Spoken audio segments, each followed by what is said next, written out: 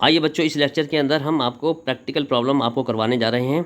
और practical problem कैसी होगी? बेसिक ट्रांजैक्शन वाली होगी। इसमें जो बेस ट्रांजैक्शन है उसको हम सबसे पहले आपको करके दिखाएंगे। तो सबसे पहले मैं आपको एक क्वेश्चन लेके चलता हूं कि prepare the accounting equation. Accounting equation आपको तैयार करनी है। पहले सवाल समझा रहा हूं।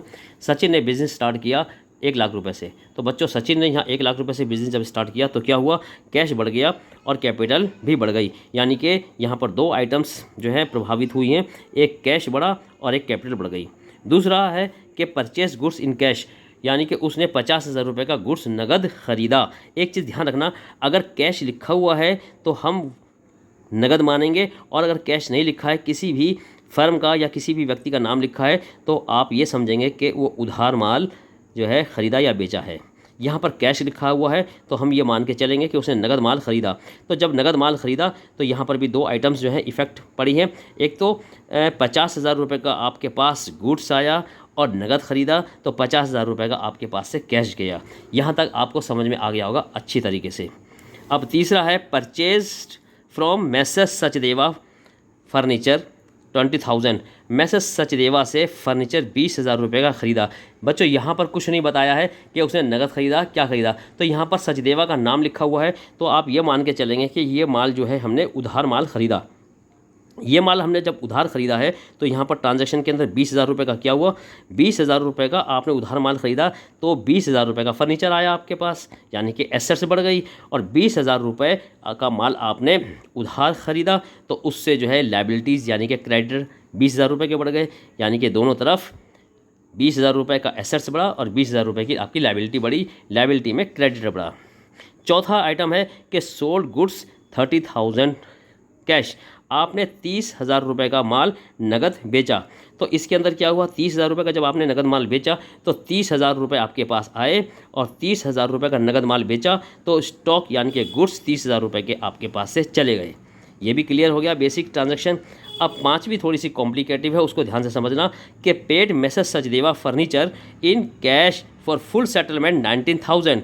हमने सचदेवा को फर्नीचर जो हमने ख़रीदा था उधार, उसका हमने 19,000 रुपये देकर के उसका पूरा का पूरा सेटलमेंट हिसाब चुकता कर दिया। तो अब 19,000 रुपये का हिसाब चुकता किया है आपने, तो उसको देने कितने थे? उसको यहाँ पर हमने 20,000 रुपये देने थे, क्योंकि 20,000 रुपये का हमने फर्नीचर ख़रीदा और हमने 19,000 रुपये का उसका सेटलमेंट कर दिया। तो यहाँ पर कितनी एंट्रीज़ जो है आपकी इफ़ेक्ट पड़ी हैं?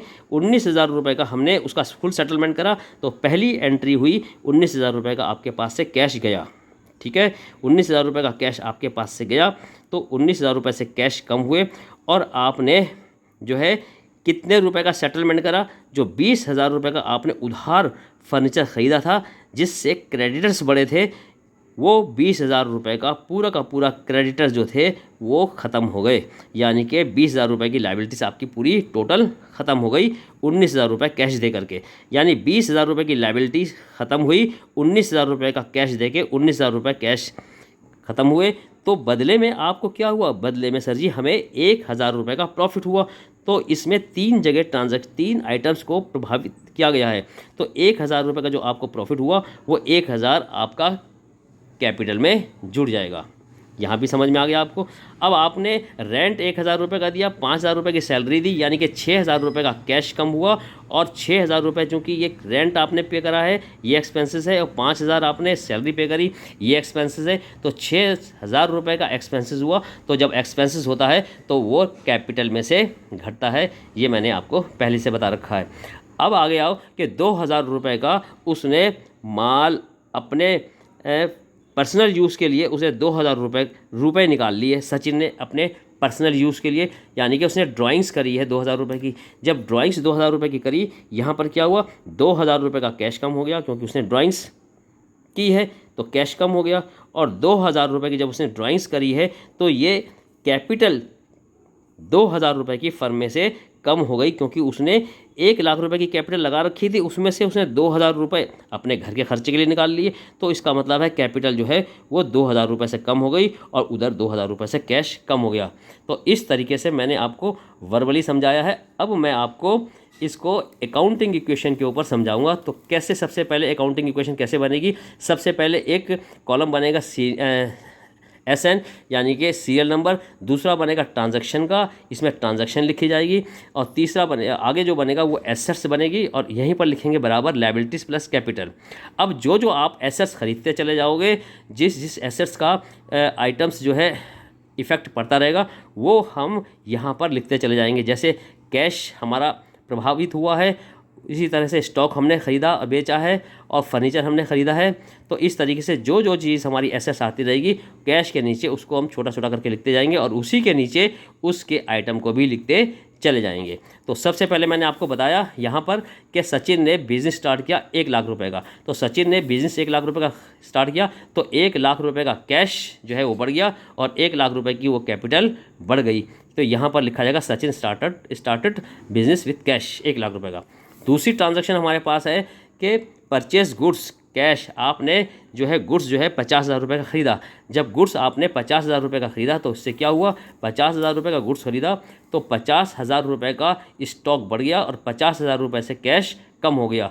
तो दोनों तरफ जो हमारे पास जो रिज़ल्ट आया, यानी कि 50,000 रुपये कैश और 50,000 रुपये स्टॉक, यानी कि 1 लाख रुपये और 1 लाख रुपये का इधर, तो दोनों योग आपके बराबर हैं। तीसरी ट्रांजैक्शन हुई कि purchase from message Sachdeva furniture, message Sachdeva से फर्नीचर 20,000 रुपये का ख़रीदा, जैसे कि नाम दिया हुआ है, नगद नहीं ख़रीदा, उधार ख़रीदा। तो 20,000 रुपये का फर्नीचर आपने ख़रीदा है, तो इससे ट्रांजैक्शन क्या हुई, 20,000 का जब फर्नीचर ख़रीदा तो 20,000 रुपये का ये फर्नीचर जो था आपका 20,000 रुपये का फर्नीचर आ गया, और 20,000 रुपये की आपकी लायबिलिटी यानी कि क्रेडिटर्स के रूप में 20,000 रुपये आपके बढ़ गए, चूँकि ये आपने उधार माल ख़रीदा था। तो इस तरीके से ये दोनों सबके ट्रांजैक्शन जो है बराबर आएंगे अगर आप लास्ट के अंदर इसका टोटल करोगे। अब आता है फोर्थ की ट्रांजैक्शन। फोर्थ ट्रांजैक्शन के अंदर क्या कहता है कि सोल्ड गुड्स 30,000, आपने 30,000 रुपये का माल बेचा, तो 30,000 रुपये का माल बेचा। तो इसकी ट्रांजैक्शन क्या हुई, 30,000 रुपये का जो माल आपने बेचा, उस 30,000 रुपये के माल में आपके पास 30,000 रुपये का कैश आया, और 30,000 रुपये का माल यानी कि स्टॉक जो था वो कम हो गया। यहाँ पर उसने बोल रखा है कि 30,000 रुपये का स्टॉक उसने नगद बेचा है, कैश बेचा है, तो कैश बढ़ गया और 30,000 रुपये का स्टॉक आपका कम हो गया। आगे एंट्री है हमारे पास फिफ्थ एंट्री के अंदर वो ये कहता है कि फिफ्थ में पेड मैसेज सचदेवा को फर्नीचर के एवज़ में पूरा का पूरा 19,000 रुपये देकर हिसाब चुकता कर दिया, यानी कि 20,000 रुपये का हिसाब था उसको 19,000 रुपये में निपटाया। तो हमें क्या देखने को मिला, 19,000 रुपये का जब हमने निपटारा किया तो इसमें हमने ये देखा कि 20,000 का जो है लायबिलिटीज़ हमारे पास से कम हो गई, यानी कि 20,000 रुपये हमें उसे देने थे, तो 20,000 रुपये का हमने पूरा का पूरा कर्जा चुका दिया। कितने रुपए देके, 19,000 रुपये देके। ये 19,000 रुपये कैश में से कम होंगे, 19,000 रुपये कैश में से कम किए जाएंगे क्योंकि उसका हिसाब चुकाया है, और 20,000 रुपये का जो लायबिलिटी है उसको 19,000 रुपये में चुकाई, तो 1,000 रुपये का प्रॉफिट हुआ। 1,000 प्रॉफिट आपके यहाँ पर कैपिटल में जुड़ जाएंगे। अब आगे आती है सिक्स्थ एंट्री में कहता है रेंट को पे करा 1,000 रुपये और सैलरी को 5,000 पे करें, यानी कि 6,000 रुपये का खर्चा आया आपका। तो 6,000 रुपये के खर्चे के अंदर से कैश 6,000 रुपये का कम हो गया और 6,000 रुपये की एक्सपेंसेस कम हुई, यानी कि जो भी एक्सपेंसेस अगर होगा वो हमारा कैपिटल में से घटेगा। आगे मैंने आपको बताया कि सातवीं है जो है सचिन ने 2,000 रुपये घर के लिए निकाले। जब सचिन ने 2,000 रुपये अपने घर के लिए निकाल लिए तो उस ट्रांजैक्शन पे क्या असर पड़ा, उसमें यह है कि उसकी कैपिटल 2,000 रुपये से कम हो जाएगी क्योंकि उसने घर के खर्चे के लिए निकाले, और 2,000 रुपये कैश कम हो जाएगा। तो इस तरीके से अब हम टोटल करेंगे, 53,000 रुपये कैश का हुआ, 20,000 रुपये स्टॉक का हुआ, गुड्स का 20,000 फर्नीचर बढ़ गए। तो टोटल ये जो थे एसेट्स 93,000 रुपीज़ की हमारे पास इसका टोटल आया। और इसी तरीके से यहाँ पर जो कैपिटल जो लायबिलिटी जो थी 20,000 रुपये की हमने सेटल कर दी, अब लायबिलिटी ज़ीरो हो गई और 93,000 रुपये की कैपिटल हमारे पास बची है। तो दोनों का टोटल जो है 93,000 आ रहा है। इस तरह से अकाउंटिंग की क्वेश्चन ये शो करती है कि हमारा सवाल ठीक है, क्योंकि सारी ट्रांजैक्शन जो जितनी एसेट्स होगी उतनी ही कैपिटल और प्लस लायबिलिटी होगी। तो ये बेसिक ट्रांजैक्शन में हमने ये सीखा, और बेसिक्स ट्रांजैक्शन में हमने इस सम को पूरा किया कि एसेट्स 93,000 और कैपिटल प्लस लायबिलिटी भी 93,000। बच्चों ये क्वेश्चन आपको ज़रूर समझ में आया होगा। अब मैं आपको अगला जो लेक्चर देने जा रहा हूँ उसके अंदर हम एडवांस ट्रांजैक्शन करेंगे, थोड़ी सी कॉम्प्लिकेटिव होगी, और जो एडवांस ट्रांजैक्शन होगी वो एडवांस ट्रांजैक्शन ही पेपर में आपके ज़रूर उसमें से 2-4 एंट्री आएंगी, क्योंकि वो सारी की सारी एडवांस एंट्री मानी जाती हैं। तो अगला हम लेकर चलते हैं टॉपिक इसका।